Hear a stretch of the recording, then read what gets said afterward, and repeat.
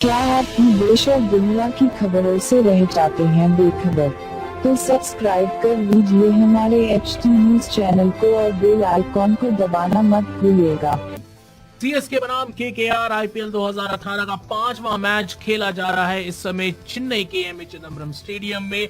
और इस मैच में सुरेश रैना, जिन्होंने कुछ ही देर पहले एक आसान सा कैच पकड़ा था सुनील नारायण को आउट करने के लिए, उन्होंने रॉबिन उत्तपा का कैच छोड़ दिया है। जी हां, ये हुआ तीसरे ओवर की 5वीं गेंद पर, जब शेन वॉटसन रॉबिन उत्तपा को गेंद डाल रहे थे और रॉबिन उत्तपा ने उसको लेट कट किया और सुरेश रैना ने डाइव लगाने में थोड़ी सी देर लगा दी और बॉल उनके हाथ के पास से निकल गई और सीधा बाउंड्री की तरफ चली गई 4 रन के लिए।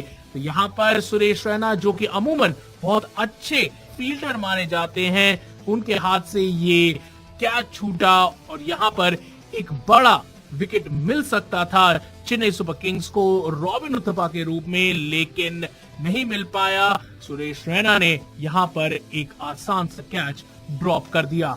इससे पहले बता दें कि चेन्नई सुपर किंग्स ने टॉस जीतकर पहले गेंदबाजी करने का निर्णय लिया और केकेआर की एक धमाकेदार शुरुआत हुई जब क्रिस लिन और सुनील नारायण ने आते ही ताबड़तोड़ बल्लेबाजी कर दी। लेकिन उसके बाद दूसरे ओवर की तीसरी गेंद पर हरभजन सिंह ने सुनील नारायण को आउट किया और सुरेश रैना ने एक आसान सा कैच पकड़ा। लेकिन यहाँ पर जब टीम को एक और गोल्डन चांस मिल सकता था एक और विकेट आउट करने का रॉबिन उत्तपा के रूप में, तो सुरेश रैना ने ये कैच ड्रॉप कर दिया।